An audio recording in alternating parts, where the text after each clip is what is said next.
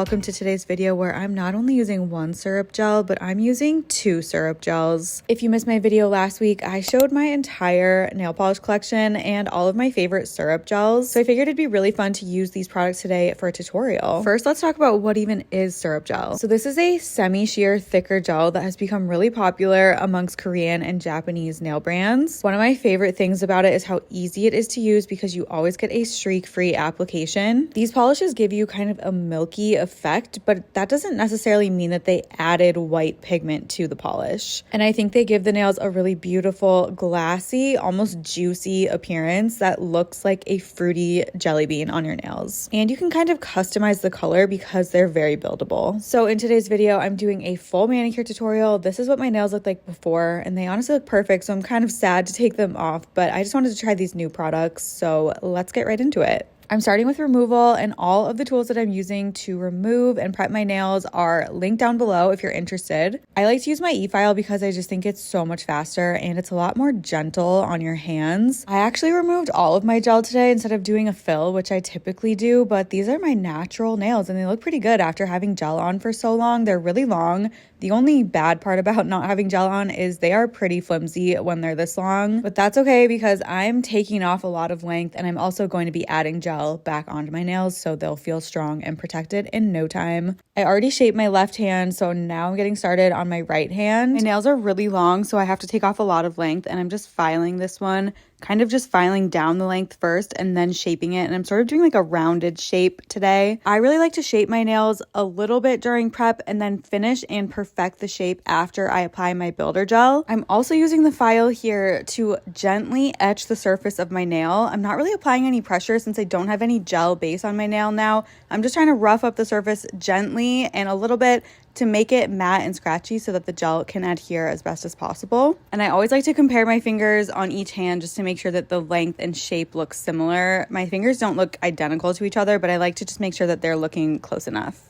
After I shaped and took off the length on my thumb, I realized I don't actually have any gel on my nails, so I can use my clippers to take off the length instead, and it's so much faster. I'm just clipping off a little bit of length here. I'd say I like to clip about like 75% of the length so that I can finish the shape with my file, because when you're filing, inevitably you're taking off a little bit of extra length. So you want to leave some length with the clipper so that you have a little bit of wiggle room. Otherwise, your nails might be a bit shorter than you initially want them to be. So like I said, at this point, I'm just doing kind of the general outline of my shape. And since I'm doing round, I want to make sure that the corners are rounded in and that the top is a little bit rounded too. And if you're using builder gel, I highly recommend this process because I find that filing your natural nails can be a little bit tricky. My natural nails are a little bit soft and flimsy, and they're definitely a little bit thin. Most people's natural nails are. And when you're using a file like this, you need to be really careful that you're using a high grit and not applying too much pressure, because at this point you want to make sure that you're not damaging your nails and causing any splitting or cracking. And that can really get in the way of your nails being able to grow.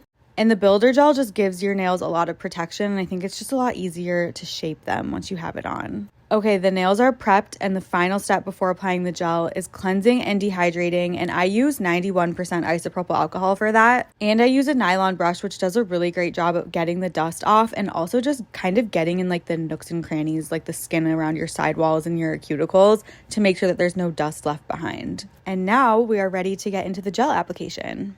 I'm starting with my favorite base coat. This is a really adhesive soft base gel called Megastick Base by Cocoist. I'm using a tinted builder gel today, and I love using a clear base gel underneath a tinted builder gel because I've mentioned this before, but I love doing a fill process where you basically remove all of the layers except your thin layer of base for your next manicure and then just reapply your next manicure on top of that existing base. So Megastick acts as the perfect layer of protection so I don't file all the way to my natural nails, and then I can just reapply my next manicure on top of my Megastick base next time. I also just want to show you, this is what my nails look like with just that thin layer of base coat on. My line of light is very wavy, which means that my surface is kind of bumpy and flat. And when we do the builder gel overlay, it will correct all of those imperfections and make my nails look really smooth and nice. Time for the exciting part. This is our first syrup gel of the manicure, and these are tinted syrup builder gels. These are by the brand Nail Bio, and there are 4 different colors, and this is my first time trying them, so I wanted to swatch all of them to see which one I was interested in using. First, we have number 1, which is a milky white color. I've used other milky white builder gels, and this one is definitely more sheer and more of a cooler toned white, which I really like. For number 2, we have kind of a peachy baby pink. This color looks really pigmented and glassy while also still being semi-sheer. It's kind of like an optical illusion.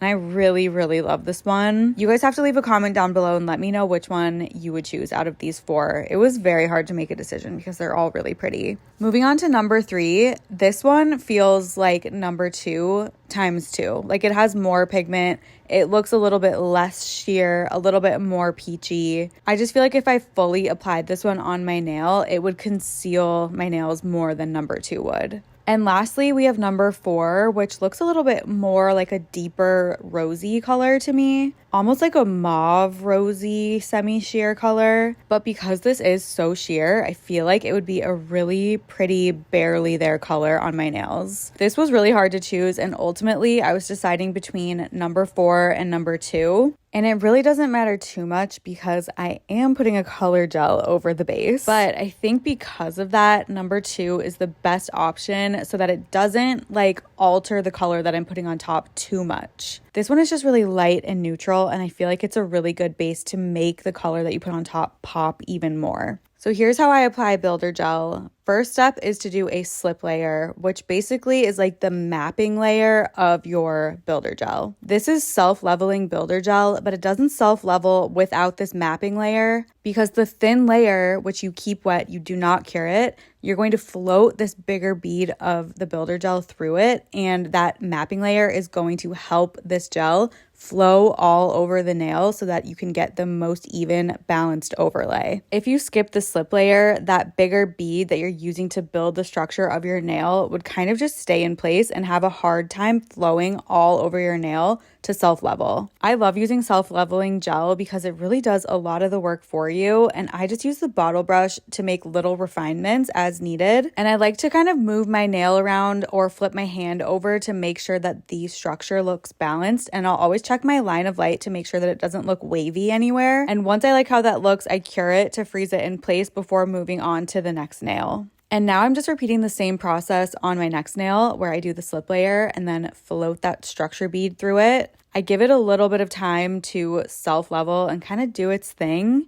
I find it so helpful to use the reflection of my lights on my nail. That's why you'll see me kind of rotating my hand a lot, because if those reflections or the line of light look wavy, that means that your structure is not balanced and it needs to be refined a little bit more. Okay, I finished applying my builder gel and now I'm doing a finish file and touching up my shape. A finish file is super important for preventing your builder gel from lifting away from your natural nail. This process tucks your natural nail underneath your builder gel so that it's protected from whatever surfaces your nails are touching. If you want to learn even more about builder gel application and how to make it last, I highly recommend checking out my advanced gel manicure course on my website. I go super in depth and into way more detail about how to apply builder gel and make it last on your nails for a really long time. At this time, I'm also finishing my shape and just perfecting it like I mentioned earlier. When your nails have that reinforcement from the builder gel, I just find it so much easier to file them and refine the shape, and it just looks so crispy and nice. Once you're done with that, you want to just make sure to cleanse all of that dust off of your nails and dehydrate them again with the isopropyl alcohol. And here are my nails after the syrup builder gel application. I think they look so good on their own. Like, you could just apply top coat and this could be your manicure. It would be so easy and so fast. But this video is a double syrup manicure, so we can't stop here. We have to do our second syrup, and that is going to be one of these colors from the Pink Soup collection from Bala. These are two of my favorite polish finds from Sweetie Nail Supply. We have kind of a berry pink, and then this one I like to say is like a strawberry lemonade. It's just so glassy and bright and pretty. But I decided to go with the darker one because I wanted kind of a more vibrant manicure. For my first layer, I'm doing just a thin, even coat all over my nail. And here you can really see what I mean when I say that these are streak-free polishes. I feel like these gels kind of self-level a little bit too, like the builder did, where after you apply your coat of polish, you kind of just let it sit for a second. And if there were any streaks, they would pretty much just disappear. I usually do my forefingers separately and then I cure those and then I move on to my thumb. I do this so that my thumb can cure properly and so that the polish doesn't pool or flood at all. If you wanted a really barely there look, you could stop at one coat, but I wanted this to be even brighter, so I decided to do a second layer. And I'm literally just repeating the process and doing a thin, even layer all over my nails, and I feel like this just really makes the color pop. And since this polish is so sheer, it gives your nails a really cool dimension and almost makes them look like glass jelly beans or something. And to really complete that glassy look, I'm using an ultra glossy top coat. Once all my nails are fully cured, I like to do one last shaping. This one is super quick and barely noticeable. I'm not actually taking off any length at all. I'm basically just going over the free edge to make it look crisp. I like to do this because after you apply so many layers of gel on your nails, it can kind of pool or make the free edge just look a little bit uneven or wonky. And this will just refine the free edge and make it look really crispy. Like I said, that's just like my favorite way to add the finishing touch to your manicure and make it look really great. This process literally takes me like 30 seconds. It's really quick and doesn't add too much time onto your manicure, but really just makes it look so good. And the final step, of course, is to apply cuticle oil and rehydrate. And are we ready for the final reveal?